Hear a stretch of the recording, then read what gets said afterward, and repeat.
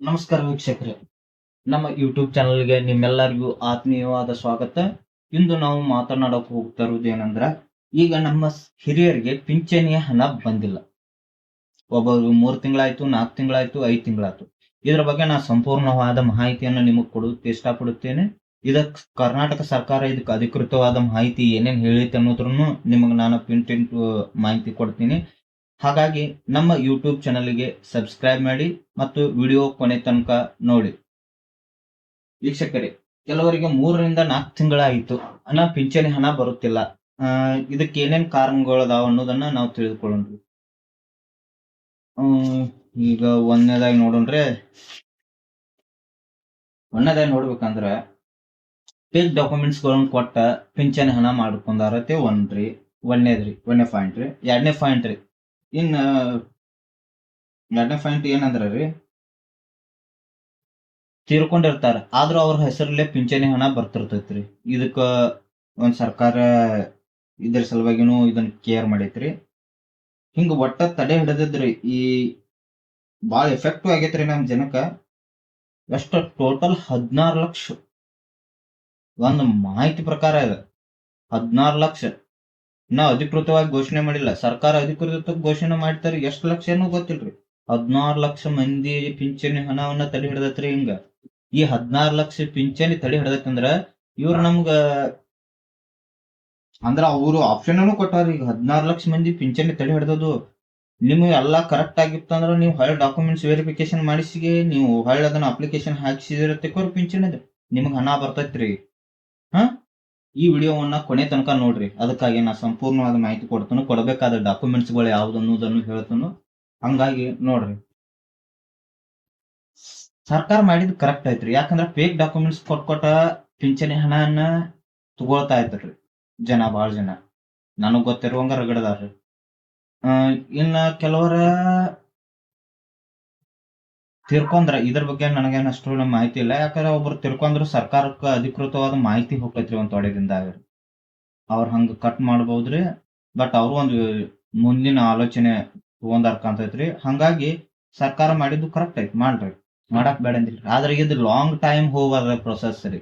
ಯಾಕಂದ್ರೆ ಈಗ ನಮ್ಗ ಎಷ್ಟೋ ಪಿಂಚಣಿ ಪಡೆದುಕೊಳ್ಳೋರು ಮೆಸೇಜ್ ಮಾಡ್ತಾರೆ ಹಿರಿಯರ್, ಅವ್ರಿಗೆ 74 ಹಿಂಗ್ ವಯಸ್ಸದವ್ರಿ. ನಿಮಗ ಅವ್ರ ಕಾಮೆಂಟ್ಸ್ ಗಳು ನೋಡ್ರನ ಕಣ್ಣೀರ್ ಬರ್ಬೇಕು, ಹಂಗದವ್ರಿ ಪಾಪ. ಇಂಥವ್ರಿಗೆಲ್ಲ ಆಗ್ಬಾರ್ದ್ರಿ, ಲಾಂಗ್ ಪ್ರೊಸೆಸ್ ಆಗ್ಬಾರ್ದು. ಈಗೇನೋ ನಿಮ್ ಕಡೆ ಈಗ ಮಾಹಿತಿಯನ್ನು ಪಡೆದುಕೋತಾರಲ್ಲ, ಇದು ಬೇಗನ ಆಗ್ಬೇಕ್ರಿ. ಈಗ ಸರ್ಕಾರಕ್ಕ ಬೇಗನ ಬಡ ಮಾಹಿತಿ ಕೊಟ್ಬಿಡ್ರಿ. ನೀವು ಕೊಟ್ರಿ ಅಂದ್ರ ಅವ್ರ ಸರ್ಕಾರದವ್ರು ವಿಚಾರ ಮಾಡಿ ಬಡ ಇದ್ರ ಕೆಲಸ ಮುಗಿಬೇಕ್ರಿ. ಯಾಕಂದ್ರೆ ಇದು 3-4 ತಿಂಗಳ ಗಂಟ್ಲೆ ಪೆಂಡಿಂಗ್ ಉಳಿಸ್ಕೊಳಕತ್ತಿರ್ತಿಕೋರಿ ಹಣ. ಒಂದು ನಮ್ ಸರ್ಕಾರ ಬೊಕ್ಕಸಿನ್ಯಾಗ ಹಣ ಇಲ್ರಿ. ಮೊದ್ಲ ಇದಕ್ ಖರ್ಚು ಎಷ್ಟ್ ಆಕತ್ರಿ? 400 ಕೋಟಿ ಆಕತ್ರಿ ಒಂದ್ ತಿಂಗಳಿಗೆ. ಬಜೆಟ್ ಬಾಳ ಆಕತ್ರಿ ಇದ್ರ ಬಗ್ಗೆ ವಿಚಾರ ಮಾಡ್ಬೇಕ್ರಿ ಸರ್ಕಾರನು. ಹಿಂಗ ತಡೆ ಹಿಡ್ಕೊಂಡ್ ಪೆಂಡಿಂಗ್ ಅಮೌಂಟ್ ಹಂತವಾಗಿ ಹಾಕ್ತಾನಂದ್ ಅವ್ರನ್ನ ಪಾಪ ಹಂತವಾಗಿ ಹಾಕಂಗಿಲ್ಲ. ಇಲ್ಲ ಸರ್ಕಾರ ಈಗ ಬರ್ರಿ ನೇರವಾಗಿ ವಿಷಯ ಮಾಡೋಣ. ಈಗ ಪಿಂಚಣಿ ಹಣ ಈಗ ನಿಮ್ಮದ್ ನಿಂತಾವ್ರಿ. ನಿಂತಾವಂದ್ ಕೂಡ ಸರ್ಕಾರ ಇದಕ್ಕೊಂದ್ ಅವು ಅವಕಾಶನೂ ಕೊಟ್ಟೈತಿ. ಈಗ ಅಪೋಸ್ ಮಾಡ್ಬೇಕಲ್ರಿ ನಾವು, ಅದಕ್ಕೊಂದು ಅವಕಾಶ ಕೊಟ್ಟೈತ್ರಿ. ಏನ್ ಕೊಟ್ಟೈತಿ ಅಂದ್ರ, ನಿತ್ತ ಹೋದ ಪಿಂಚಣಿಗೆ ಏನೇನ್ ಮಾಡ್ಬೇಕು. ಈಗ ನಿಂತೈತಿ ನಿಮ್ ಪಿಂಚಣಿ ಬರುವಾತ್ 4 ತಿಂಗಳಾತು, 5 ತಿಂಗಳಾತು, 6 ತಿಂಗಳಾತು, ಏನು ಮಾಡಕ್ ಹೋಗ್ಬೇಡ. ನಿಮ್ಮೆಲ್ಲಾ ಡಾಕ್ಯುಮೆಂಟ್ಸ್ ಗಳನ್ನ ತಗೋರಿ. ಅದ್ರಾಗ ಮೇನ್ ನಿಮ್ಗೆ ಯಾವ ಪಿಂಚಣಿ ಎದರಿಂದ ಪಡಿದುಕೊಳ್ಳತ್ತೆ ಒಂದ್ ಸರ್ಟಿಫಿಕೇಟ್ ಇರ್ತೈತ್ರಲ್ಲ ರೀ, ಅದನ್ನ ತಗೋರಿ. ತಗೊಂಡ ನಿಮ್ ಊರಿನ ಮತ್ತ ಅದಕ್ಕೆ ಮೊದಲು ಬೇಸಿಕ್ ಬೇರೆ ನೋಡ್ಕೋಬೇಕ್ರಿ. ನೀವು ಬೇಸಿಕ್ ದಿಂದ ಹಣ ಬಾಳ ತಡೆ ಹಿಡಿದಿರ್ತಾವ ಎಷ್ಟೋ ಜನ. ಬೇಸಿಕ್ ಇದ್ರಾಗ ಗೊತ್ತಿರ್ಬೇಕ್ರಿ. ನಿಮ್ ಆಧಾರ್ ಕಾರ್ಡ್, ನಿಮ್ ಪಾಸ್ಬುಕ್ ಲಿಂಕ್ ಆಗ್ಯಾವಲ್ಲ ನೋಡ್ಕೋಬೇಕು. ಮತ್ತೆ ಈ KYC ಆಗೈತಿಲ್ಲ ನೋಡ್ಕೋಬೇಕು. NPCI ಮ್ಯಾಪಿಂಗ್ ಆಗೈತಿಲ್ಲ ನೋಡ್ಕೋಬೇಕು. ಇವು ಆದ ನಂತರ ನಿಮ್ ಆಧಾರ್ ಕಾರ್ಡ್ದಲ್ಲಿರೋ ನಂಬರ, ನಿಮ್ಮ ಪಿಂಚಣಿ ಪಡೆದುಕೊಳ್ಳಾಕ ಡಾಕ್ಯುಮೆಂಟ್ಸ್ ಏನ್ ಕೊಟ್ಟಿರ್ತಿಲ್ಲ ಅದಕ್ಕ ಇರುವ ನಂಬರ್, ಮೊಬೈಲ್ ನಂಬರ್ ಎರಡು ಸೇಮ್ ದಾವಲ್ಲ ನೋಡ್ಕೋರಿ. ಇಂಥ ಕಾರಣಗಳಕ್ಕೂ ಬಾಳ ಮಂದಿ ಪಿಂಚಣಿ ನಿಂತುಗ್ಯಾವ್ರಿ. ಮತ್ತೆ ಅದನ್ನು 16 ಲಕ್ಷದಾಗ ಸೇರ್ಸ್ಯಾರ್ರಿ. ಮತ್ತೆ ಹಂಗಾಗಿ ನೀವು ಇದ್ರ ಬಗ್ಗೆ ಸಂಪೂರ್ಣವಾದ ಮಾಹಿತಿಯನ್ನ ನಿಮಗಿರ್ಬೇಕ್ರಿ. ಬೇಸಿಕ್ ಏನೇನ್ ಬೇಕತ್ತೆ ಇವೆಲ್ಲ ಬೇಸಿಕ್ ರೀ. KYC ಮಾಡ್ಸೋದ್ರಿ, ಇವನ್ನೆಲ್ಲ ನಾವ್ ಹೇಳಕ್ಕಾಗಲ್ರಿ. ಹೇಳಂದ್ರು ಹೇಳ್ತೀವ್ರಿ. ಇದ್ರ ಬಗ್ಗೆ ಒಂದ್ ಎಪಿಸೋಡ್ ಆಕತ್ರಿ. ಮತ್ತ ಹಂಗೆಲ್ಲ ಬಿಡಾರಿ. ಈಗ ನಿಮ್ಗೆ ಹೇಳ್ಬೇಕಂದ್ರ ಡೈರೆಕ್ಟ್ ಆಗಿ ಹೇಳತ್ತೇನ್ರಿ. ಒಂದನೇದಾಗಿ ಆಧಾರ್ ಕಾರ್ಡ್, ನಿಮ್ಮ ಬ್ಯಾಂಕ್ ಪಾಸ್ಬುಕ್ ತಗೊಳ್ರಿ. ನಿಮ್ ಇನ್ಕಮ್ 32,000 ಒಳಗಿರ್ಬೇಕ್ರಿ. 32,000 ಒಳಗೆ ಇರ್ಬೇಕಂದ್ರ 32,000 ಒಳಗೆ ಇದ್ರೆ ಅಷ್ಟ ನಿಮಗೆ ಪಿಂಚಣಿ ಬರ್ತಾವ್ರಿ. ಈಗ ಮಸ್ಟ್ ಆ್ಯಂಡ್ ಕಂಪಲ್ಸರಿ ರೀ. ಇವ್ನ ತಗೋರಿ. ಮತ್ತ ಇನ್ನೇನ ನಿಮ್ಮ ಫೋಟೋಗಳು ತಗೋರಿ. ಒಂದ್ 2 ಪಾಸ್ಪೋರ್ಟ್ ಸೈಜ್ ಫೋಟೋಗಳು ತಗೋರಿ. ಹ್ಮ್ ನಿಮ್ಮ ಊರಿನ ಗ್ರಾಮ ಲೆಕ್ಕಾಧಿಕಾರಿ ಭೇಟಿಯಾಗ್ರಿ ಮೊದಲು.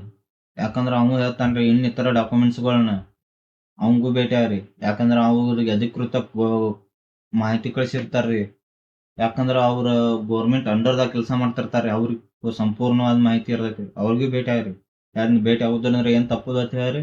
ಭೇಟಿ ಆಗ್ರಿ. ಭೇಟಿ ಆಗೈತಿ ಅನ್ನೋದು ಒಂದು ಅಧಿಕೃತ ಒಂದು ಇದು ಸಿಕ್ಬಿಡ್ತೈತ್ರಿ. ನಮಗೆ ಒಂದು ಮಾಹಿತಿ ಸಿಕ್ಬಿಡ್ತೈತ್ರಿ. ಆ ಮಾಹಿತಿ ಪ್ರಕಾರ ನೋಡೋದ್ರಿ ಪಿಂಚಣಿ ಎಲ್ಲಿ ಕಟ್ ಆಗೈತಿ ನಿಮ್ದ.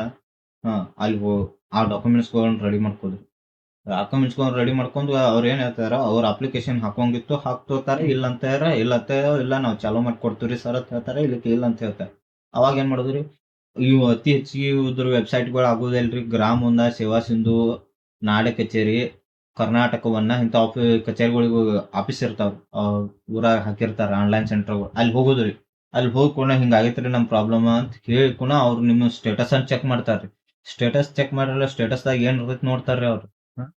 ನೋಡ್ತಾರ ಇಂಥ ಡಾಕ್ಯುಮೆಂಟ್ಸ್ ಹಿಂಗ ಆಗೈತ್ರಿ ಸರ್ ಅಂತ ಹೇಳ್ತಾರ್ರಿ. ಅವ್ನ ಡಾಕ್ಯುಮೆಂಟ್ಸ್ಗಳು ಎಲ್ಲಾ ಕ್ಲಿಯರ್ ಆಗಿ ಇಟ್ಕೋದ್ರಿ. ಕ್ಲಿಯರ್ ಆಗಿ ಇಟ್ಕೊಂಡ್ ಏನ್ ಮಾಡ್ಬಿಡ್ರಿ, ಅವ್ರು ಅಪ್ಲಿಕೇಶನ್ ಹಾಕತಿ ಕೊಡೋದು. ಅಪ್ಲಿಕೇಶನ್ ಹಾಕಿ ಒಂದ್ ಥೋಡೆ ದಿನ ವೇಟ್ ಮಾಡೋದ್ರಿ. ಒಂದ್ 10-15 ದಿನ ನಿಮ್ಗೆ ಏನೋ ಅಪ್ಡೇಟ್ ಬರ್ಲಿಕ್ಕಂದ್ರ ಒಂದ್ ತಿಂಗಳು. ಯಾಕಂದ್ರ ಒಂದ್ ಪಿಂಚಣಿ ಹಣ ಆಗೋ ಮಟ್ಟ ಕಾಯ್ಬೇಕ್ರೆ. ಮತ್ತೆ 10-15 ದಿನ ಅಲ್ರಿ. ಒಂದ್ ಪಿಂಚಣಿ ಈಗ ಎಲ್ಲಾರು ಪಿಂಚಣಿ ಜಮಾ ಆದ್ ಒಂದ್ 10 ದಿನಕ್ ಮಟ್ಟ ಕಾಯ್ದ್ರಿ. ಪಿಂಚಣಿ ಜಮಾ ಆಕತಿಲ್ಲ. ಪಿಂಚಣಿ ಜಮಾ ಆಗ್ಲಿಕ್ಕಂದ್ರ ಏನ್ ಮಾಡೋದ್ರಿ, ಡೈರೆಕ್ಟ್ ನಮ್ಮ ಐಡಿಯಾ ಪ್ರಕಾರ ಹೆಂಗಂದ್ರ ತಹಶೀಲ್ದಾರ್ ಆಫೀಸ್ಗೆ ಹೋಗ್ಬಿಡುದ್ರಿ ಸರ್. ತಹಶೀಲ್ದಾರ್ ಸರ ಹಿಂಗ ಆಗೈತ್ರಿ ನಮ್ದು ಪ್ರಾಬ್ಲಮ್ ತಗೊಂಡ್ ಹೋದ್ರ ಅವ್ರೇನ್ ಪಾಪ ಇಲ್ಲ ಅನ್ನಂಗಿಲ್ರಿ. ಅದ್ಕತೇವ್ ಅಲ್ಲಿ ಒಂದ್ ಕಚೇರಿ ಮಾಡಿರ್ತಾರ್ರಿ ತಹಶೀಲ್ದಾರ್ ಆಫೀಸ್ದಾಗ. ಪಿಂಚಣಿಕಾಗಿ ಅತೇವ್ ಒಂದೊಂದ್ ಸಪರೇಟ್ ಆಫೀಸ ಮಾಡಿರ್ತಾರ. ಸಪರೇಟ್ ಆಫೀಸ್ದಾಗ ಹೋಗಿ ಹಿಂಗ ಒಂದೊಂದ್ ತೊಗಲ್ ಇರ್ತಾವ್ರಿ. ಒಂದೊಂದ್ ತಾಲೂಕದಾಗ ಇರ್ತಾವ್ರಿ. ಒಂದೊಂದ್ ತಾಲೂಕದಾಗ ಇರಂಗಿಲ್ಲ. ಮತ್ ಸಪರೇಟ್ ಆಫೀಸ್ಗಳು. ಮತ್ ನಮ್ಮಲ್ಲಿ ಸಪರೇಟ್ ಆಫೀಸ್ ಇಲ್ರಿ ಸರ್ ಅತೇ ಮೆನ್ಯೂ ಮತ್ ಹೊಳ್ಳಿ ನಮಗ್ ಕೇಳ್ಬೇಡ್ರಿ. ಒಂದೊಂದ್ ತವದಲ್ಲಿ ಇರ್ತಾವ್ರಿ ಸಪರೇಟ್ ಆಫೀಸ್ಗಳು. ಆ ಸಪರೇಟ್ ಆಫೀಸ್ಗಳಿಗೆ ಹೋಗಿ ಸರ್ ಹಿಂಗ ಆಗೈತಿ, ನಮ್ ಪ್ರಾಬ್ಲಮ್ ಹೆಂಗ್ ಮಾಡೋಣ್ರಿ ಸರ್ ಅತ್ತೆ. ಸರ್ ಅವ್ರ ನಿಮ್ಮ ಎಲ್ಲಾ ಡಾಕ್ಯುಮೆಂಟ್ಸ್ ತಗೊಂಡ ಚೆಕ್ ಮಾಡಿಸ್ತಾರ. ಚೆಕ್ ಮಾಡಿ ಅದೇನ್ ಪ್ರಾಬ್ಲಮ್ ಆಗೈತಿ ನಿಮ್ಗೆ ಹೇಳ್ತಾರ. ಇಲ್ಲ ನೀವು ಮೊದ್ಲ ಬೇಸಿಕ್ ಎಲ್ಲ ಕ್ಲಿಯರ್ ಆಗಿ ಇಟ್ಕೊಂಡು ಹೋಗ್ರಿ ಅಂತಲ್ಲಿ ಹೋಗೋದಿರ್ತಾರೆ. ಯಾಕಾರ ಅಲ್ಲಿ ಹೋದ ನಂತರ ಅವ್ರು ಚೆಕ್ ಮಾಡಕ್ ಹೇಳಿದಾಗ ನಿಮ್ದು ಒಂದು ಡಾಕ್ಯುಮೆಂಟ್ಸ್ ಇಲ್ಲಿ ಏನಾರ ಮಿಸ್ ಆಗಿತ್ತಂದ್ರ, ಸರ್ ನಿಮ್ ಡಾಕ್ಯುಮೆಂಟ್ಸ್ ಮಿಸ್ ಆಗೈತ್ರಿ ಅದನ್ನ ಕರೆಕ್ಟ್ ಆಗಿ ಮಾಡ್ಕೊಂಡ್ ಬರ್ರಿ ಅಂತಾರ ಅವ್ರು. ಮತ್ ಹೊಳ್ಳಿ ನೀವು ಇಲ್ಲೆಲ್ಲಾ ಕರೆಕ್ಟ್ ಆಗಿ ಮಾಡ್ಕೊಂಡ್ ಮತ್ ತಹಸೀಲ್ದಾರ್ ಬೇಡ, ಇದೆಲ್ಲ ಬೇಡ. ಯಾಕಾರ ಇಲ್ಲಿ ಬಡದಾಡ್ತಿರೋದು ನಾವ್ ಎಷ್ಟಕ್ಕಾಗಿ 2,800, 1,200, 2,400 ಇಂಥ ಹಣಕ್ಕಾಗಿ ಬೆಳೆದಾಡತ್ತದು. ಇದೆಲ್ಲಾ ಬರಾಕ ಹೋಗಾಕನ ಆಗಬಾರ್ದ್ರಿ ಖರ್ಚ. ಒಂದ್ಸಲ ನಮ್ಮ ಬೇಸಿಕ್ ಡಾಕ್ಯುಮೆಂಟ್ಸ್ಗಳು ಎಲ್ಲಾ ಕ್ಲಿಯರ್ ಆಗಿರ್ಬೇಕ್ರಿ. ಕ್ಲಿಯರ್ ಆಗಿತ್ತ ನಿಮ್ಗೆ ಏನಾರು ಹೇಳ್ರಿ ಬೇಸಿಕ್ ಡಾಕ್ಯುಮೆಂಟ್ಸ್ ಏನೇನ್ ಬೇಕ್ರಿ ಸರ್ ಅತ್ತೆ. ನಾ ನಿಮ್ಗೊಂದ್ ನೆಕ್ಸ್ಟ್ ಎಪಿಸೋಡ್ದಾಗ ಎಲ್ಲಾ ಪೂರ್ತಿ ಮಾಡ್ಕೊಡ್ತೇನ್ರಿ. ಡೀಟೇಲ್ಸ್ ಪಿನ್ ಟು ಪಿನ್ ಮಾಹಿತಿ ಕೊಡ್ತೇನೆ. ನಿಮ್ಗೆ ಇವ ಡಾಕ್ಯುಮೆಂಟ್ಸ್ ಬೇಕು, ಇಂಥ ಡಾಕ್ಯುಮೆಂಟ್ಸ್ಗಳನ್ನ ತಗೊಂಡ್ ಹೋರತ್ತೆ. ಇಷ್ಟೆಲ್ಲಾ ಡಾಕ್ಯುಮೆಂಟ್ಸ್ಗಳನ್ನ ರೆಡಿ ಮಾಡ್ಕೊಂಡ್ ತಹಶೀಲ್ದಾರ್ ಆಫೀಸ್ಗೆ ಹೋದ್ರ ಅದ್ ಯಾಕೆ ಆಗುದಿಲ್ಲ ನೋಡ್ರಿ ಕೆಲಸ. 100% ಕೆಲಸ ಆಕಾವ್ರಿ ಅಲ್ಲಿ ಪುನಃ. ಆದ್ರೆ ನೀವ್ ಎಲ್ಲಾ ಪೇಪರ್ ಕರೆಕ್ಟ್ ಆಗಿರ್ಬೇಕು. ಯಾವ್ದೋ ಫೇಕ್ ಡಾಕ್ಯುಮೆಂಟ್ಸ್ ತಗೊಂಡ್ ಅಲ್ಲಿ ಹೋದ್ರಿ ಅಂದ್ರ ನಿಮ್ಮನ್ನ ಹಿಡಿದ್ ಒಳಗ ಹಾಕ್ತಾರ್ರಿ. ಮತ್ ಇದು ಒಂದ್ ತಿಳ್ಕೊರಿ ನೀವು. ಮತ್ತೆ ಎಲ್ಲಾರು ಫೇಕ್ ಡಾಕ್ಯುಮೆಂಟ್ಸ್ ತಗೊಂಡ್ ಹೋಗಿರಿ. ಇಲ್ಲ, ಅಧಿಕೃತವಾಗಿರೋ ಮಾಹಿತಿಯನ್ನು ತಗೊಂಡ್ ಅಧಿಕೃತವಾಗಿರೋ ಡಾಕ್ಯುಮೆಂಟ್ಗಳನ್ನ ತಗೊಂಡನ ಹೋರಿ. ನಿಮ್ಗೆ ಏನಾದ್ರೂ ಡೌಟ್ ಇದ್ರೆ ನನಗೆ ಕಾಮೆಂಟ್ಸ್ ಮಾಡ್ರಿ. ನಾನ್ ನಿಮಗ್ ಮಾಹಿತಿಯನ್ನು ಕೊಡ್ತೇನ್ರಿ. ಅಲ್ಲಿ ತನಕ ಈ ವಿಡಿಯೋವನ್ನ ಸಬ್ಸ್ಕ್ರೈಬ್ ಮಾಡ್ರಿ. ಮತ್ತೆ ಕೊನೆ ತನಕ ನೋಡ್ರಿ. ಮುಂದಿನ ವಿಡಿಯೋದಲ್ಲಿ ಸಿಗೋಣ. ನಿಮ್ಗೆ ಏನಾರ ಪೂರ್ತಿ ಡಾಕ್ಯುಮೆಂಟ್ಸ್ಗಳು ಬೇಕಂದ್ರೆ ಡಾಕ್ಯುಮೆಂಟ್ಸ್ಗಳನ್ನ ತಂದು ಈ ವಿಡಿಯೋದಾಗ ತೋರಿಸ್ತೇನ್ರಿ. ಅಲ್ಲಿ ತನಕ ಈ ವಿಡಿಯೋವನ್ನು ನೋಡ್ತಾ ಇರಿ. ಸಬ್ಸ್ಕ್ರೈಬ್ ಮಾಡ್ರಿ ನಮ್ಮ ಚಾನಲ್ಕ. ಜೈ ಹಿಂದ್, ಜೈ ಕರ್ನಾಟಕ.